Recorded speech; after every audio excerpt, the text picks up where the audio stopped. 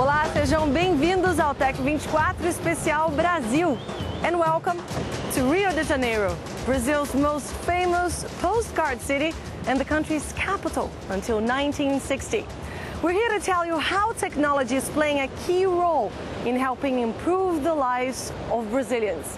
In today's show, we take a look at Rio's bid to become a smart city and Sao Paulo's mark on the new Industrial Revolution. Also in this edition, the country of football hosts the World Cup with a little help from technology made in Germany. We'll tell you what's behind the new system lending a high-tech hand to referees.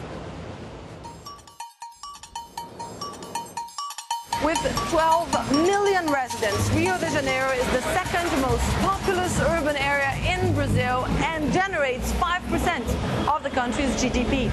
The local government, keen to put Rio on the map as Latin America's first smart city, asked for the help of IBM back in 2010.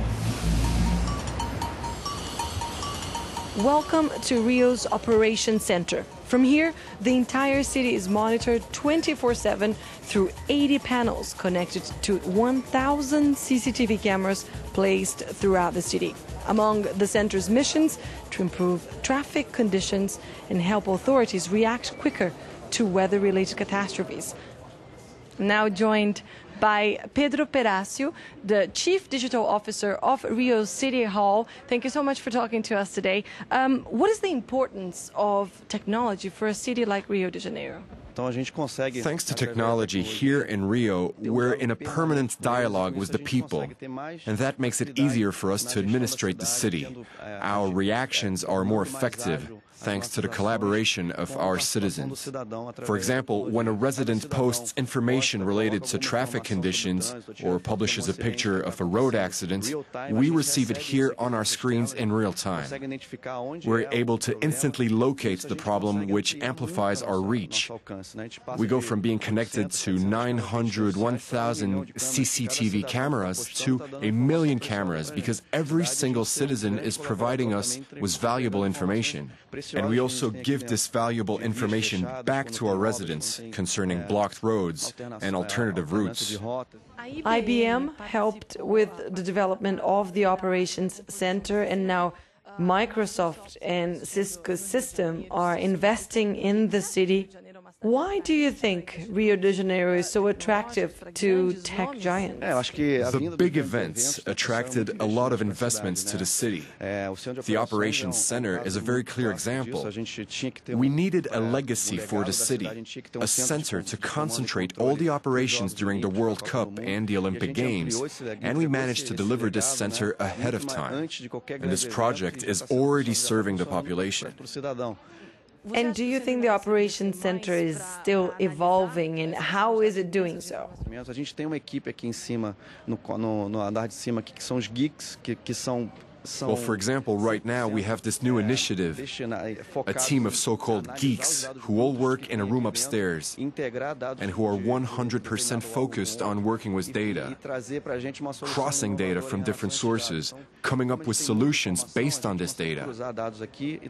And because the volume of information we receive every day is so huge, they're coming up with great ideas. For example, all local buses have GPS, so you can know in real time the location of the buses. And people are using this to develop different apps that help calculate the travel time for commuters. Quanto tempo vai chegar o ônibus da linha X num determinado ponto na cidade?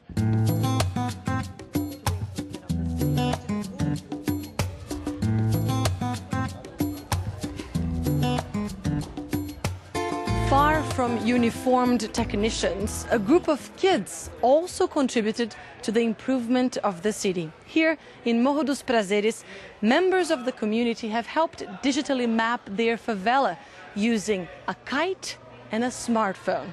Ives Rocha is here to tell me how this project worked. Como que funcionou esse projeto? Utilizando duas técnicas. Uma técnica com celular, onde a gente faz o mapeamento terrestre, né, indo até os locais onde a gente quer mapear. We used two techniques. One via a smartphone, when we mapped the community from the ground by physically going to the areas and photographing them. UNICEF provided us with an app called UNICEF Giz. It does most of the work. Eles sinalizam isso dentro do aplicativo, tiram uma foto. A group of kids walked around their communities taking photographs, and whenever they found a problem, they signaled that in the app, which then linked the photograph to the longitude and latitude data and some information they added via text. Onde esses mapas vão ser. And all that data was then automatically synced to our servers, where the maps can be accessed. É mapeamento aéreo de baixo custo. The other technique we used was low-cost aerial mapping. For that, we used a kite, which kids in Rio are familiar with, and to the kite, we added a plastic bottle or a can containing a digital camera. Que contém uma cápsula feita de PET, de material reciclável, garrafa de refrigerante. And so when this capsule went up, it photographed the areas from above.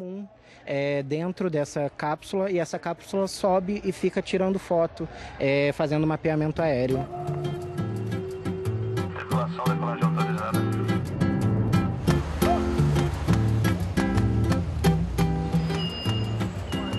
We're now in Sao Paulo, Brazil's largest city and economic hub.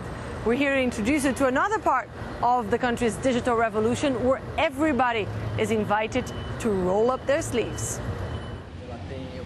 Getting a handle on 3D printing, an in-depth course for a group of students learning all there is to know about this machine, which can be used to copy just about anything. It was great. It's like being in a playroom for adults. It's what's known as a Fab Lab, a kind of open workshop where computer-controlled tools and objects are taking shape. Lucas is an engineer building a robotic arm. Using this cutting machine, he's making his first prototype. The machine gets everything in 15 minutes. Now I have to put it together and see if it works or not, make it again and test a new version. Fab Labs often have the support of university faculties or large companies. But in Brazil, getting research grants can be a struggle. So this Fab Lab has worked out its own way of staying financially afloat. For a course, it charges 60 euros. Renting a machine costs users 15 euros an hour. It's a model that seems to be working. The community has grown, and that's allowed the creation of a series of sustainable parallel projects which support the Fab Lab. That's how a financial model looks today. Within the Fab Lab, there's an active community with shared projects, and from this ecosystem, we've opened 3 other businesses. And that's not the only model being used. For Brazil's first hacker club, it's not about the money. I think that the fundamental thing is the exchange of knowledge between people and also the shared experience. That's what really counts. The launch of a product isn't the main thing. That's secondary. You have to do it like that. This student is getting free advice from Alfonso on how to build a car. We share everything. That's our culture. You find it here. And if you want to create an object, you can just come onto our platform and download the project. With the help of the 3D printer, Alfonso has brought this small project to life, a car that drives itself using programmed infrared sensors. The hope now that he could be on track to bigger and better things.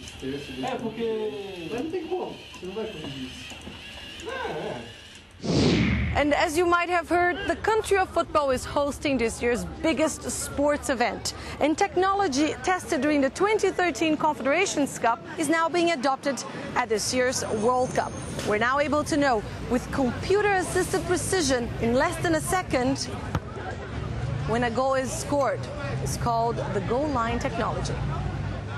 It's designed to avoid lasting grudges and nip refereeing controversies in the bud. The technology is German, and goal control engineers have installed a kit in each of the 12 World Cup stadiums. We have 7 cameras for each goal, and they are located around the catwalks. You can see it on several positions. So there are cameras behind the goal and cameras in front of the goal, so that we cover all around 360 degrees of the goal. For years, football's governing body refused to even test goal line technology. FIFA executives believed no system would be 100% accurate. Mistakes are human, they said, and high-tech gadgets would suck the life out of the game.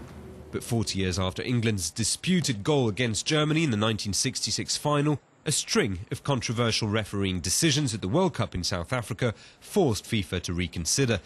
After thorough trials, German company Goal Control was eventually awarded the contract. The slider test is probably, it looks quite simple, but it's probably one of the most important tests. It tests to the millimetre the exact amount the ball is across the line. Along with a high-tech wristwatch, referees will also be given a vanishing spray to mark the exact spot from which a free kick is taken and prevent defenders from stealing a few metres when forming a wall. I hope you enjoyed our Tech 24 made in Brazil, a country where there is still a lot to be done, from developing practical solutions to transportation and education to ensuring transparency in government policies. But here, the prospects are bright and the people enthusiastic to bring about change. From Brazil, thanks for watching.